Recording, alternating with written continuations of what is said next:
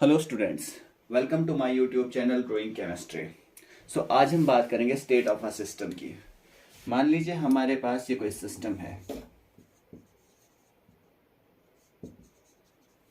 ये कोई सिस्टम है हमारे पास और हम इसकी कोई कंडीशन सेट कर लेते हैं।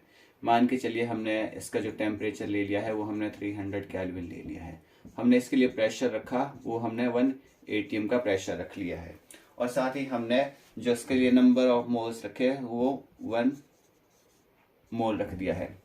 तो at any given set of conditions जो हमारे पास होती है वो हमारे पास होता है state of a system.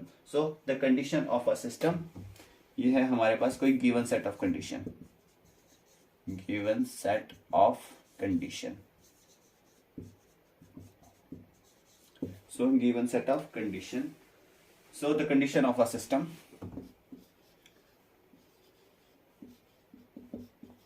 the condition of a system is called state of a system.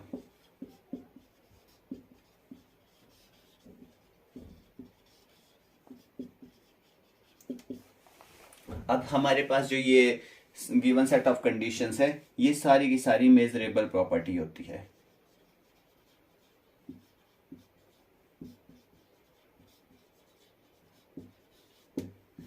Which means that कि हम इन सबको मेजर कर सकते हैं, हम इसको कैलकुलेट नहीं कर सकते। तो हमारे पास जो स्टेट ऑफ अ सिस्टम है ये दो तरह का होता है। एक हमारे पास होता है स्टेट फंक्शन और दूसरा हमारे पास होता है स्टेट वेरिएबल।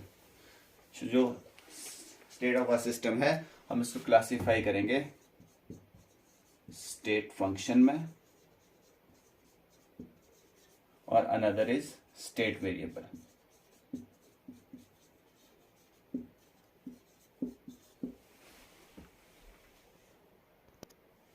सो अगर हम बात करें स्टेट वेरिएबल की, ये मेजरेबल प्रॉपर्टी होती है, the measurable property, the measurable property that make us that makes us to study the state of a system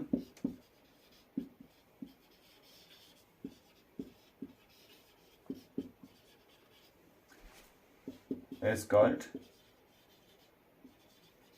state variable. ऐसी मेजरेबल प्रॉपर्टी जिसकी स्टडी हम स्टेट ऑफ अ सिस्टम के under करते हैं वो हमारे पास होते हैं स्टेट वेरिएबल्स। अगर हम इसकी बात करें स्टेट वेरिएबल्स की, तो वो हमारे पास होता है सपोज प्रेशर हो गया, टेम्परेचर हो गया, वॉल्यूम हो गया, एंथैल्पी हो गया,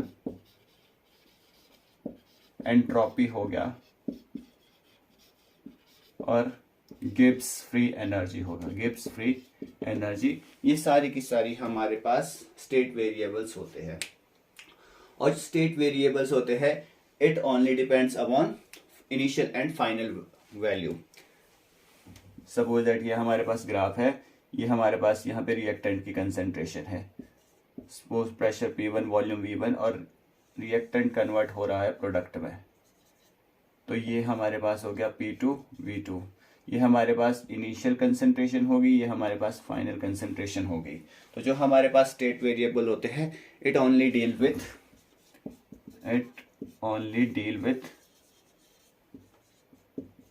विथ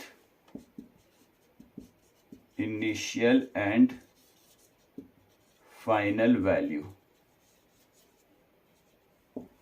मतलब यहां से यहां तक रिएक्शंस में जो इसने ये पाथ फॉलो किया, ये इसका रिएक्शन का पाथ हो गया, इस पाथ से इसका कोई लेना देना नहीं होता, सिर्फ ये डिपेंड करती है इनिशियल और फाइनल वैल्यू पे। सो जो स्टेट वेरिएबल होता है, it only deals with initial and final value, या ये इनिशियल और फाइनल वैल्यू को ही मेजर करता है। अगर हम बात करें स्टेट वेरिएबल की, तो ये हमारे पास मेजरेबल प्रॉपर्टी होती है। So state variables are measurable property, measurable property.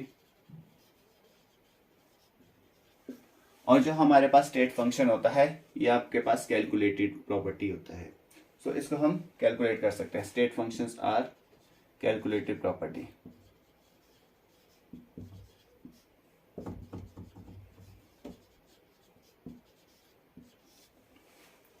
State variables आपके पास मेजर्ड प्रॉपर्टी, और जो स्टेट वेरिएबल्स होते हैं, जो स्टेट फंक्शन होते हैं, वो आपके पास कैलकुलेटेड प्रॉपर्टीज।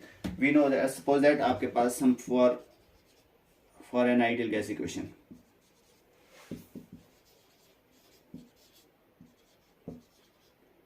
अगर हम आइडियल गैस इक्वेशंस को देखें तो हमारे पास आइडियल गैस इक्वेशन होती है PV is equal to N R T. P stands for pressure, V stands for volume, N stand for number of moles, and R होता है आपके पास गैस कांस्टेंट, टी होता है टेम्परेचर। तो अगर हमारे पास वॉल्यूम, टेम्परेचर और नंबर ऑफ मोल्स गिवन हो, if volume, temperature and number of moles are given, so then हमारे पास जो प्रेशर होता है, so pressure is equal to N R T over V. तो हमारे पास ये जितने भी है, ये सारे के सारे हैं हमारे पास स्टेट वेरिएबल, और जो हमारे पास यहाँ पर प्रेशर हो जाएगा, ये हमारे पास हो जाएगा स्टेट फंक्शन। अब आप सोचोगे मैंने यहाँ तो प्रेशर स्टेट वेरिएबल में लिखा हुआ है, बट यहाँ पे हमारे पास ये आ जाता है स्टेट फंक्शंस। तो उसके लिए हमारे पास एक लाइन आती है, जो हमारे पास स्टेट फंक्शन होते हैं वो कभी भी स्टेट वेरिएबल नहीं हो सकते, लेकिन जितने भी स्टेट वेरिएबल है वो हमारे पास स्टेट फंक्शन हो सकते हैं। So state function are not state variable, but all state variable are state function. हमारे पास स्टेट फंक्शन कभी भी स्टेट वेरिएबल नहीं हो सकते, जबकि सारे के सारे स्टेट वेरिएबल हमारे पास स्टेट फंक्शन हो सकते हैं। हम बात करते हैं इंटरनल एनर्जी की। इंटरनल एनर्जी, ये एंथैल्पी, ये हमारे पास होता है एंट्रोपी। ये सारी की सारी हमारे पास है form of energy. These are the form of energy, form of energy. और जितने भी हमारे पास एनर्जी की फॉर्म है, इसको हम मेजर नहीं कर सकते, इसको हम सिर्फ कैलकुलेट कर सकते हैं। सो हमारे पास ये जो एनर्जी की फॉर्म है, ये सारे के सारे हमारे पास होते हैं स्टेट फंक्शन, क्योंकि हम इसको सिर्फ कैलकुलेट कर सकते हैं, इसको मेजर नहीं कर सकते हैं। सिमिलरली हमारे पास जैसे गिब्स फ्री एनर्जी होती है, ये भी हमारे पास एनर्जी की फॉर्म होती है। तो जितने भी हमारे पास एनर्जी की फॉर्म है, हम उन सबको कैलकुलेट कर सकते हैं, हम उनको मेजर नहीं कर सकते। और जो हमारे पास लास्ट चीज बचती है, वो बचता है पाथ फंक्शन। यहां तक स्क्रीनशॉट ले लीजिए। सो हमारे पास जो पाथ फंक्शन होता है, path function are the properties that depends on the path with which a process takes place. Path function एक ऐसी प्रॉपर्टी होती है कि पाथ कौन सी प्रोसेस के ऊपर डिपेंड कर रहा है, वो हमारे पास होता है पाथ फंक्शन। सपोज दैट जैसे हमारे पास है वर्क डन, तो वर्क डन या तो वर्क डन इंक्रीज होगा या आपके पास वर्क डन डिक्रीज होगा। दूसरा हमारे पास जो पाथ हो सकता है वो हीट।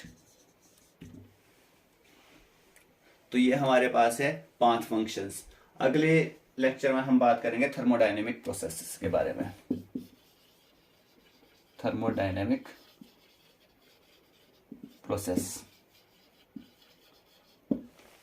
प्रोसेसेस के बारे में हम अगले लेक्चर में बात करेंगे। आज के लेक्चर में बस इतना ही। वीडियो अच्छा लगे तो वीडियो को कीजिए लाइक एंड शेयर, चैनल को कीजिए सब्सक्राइब।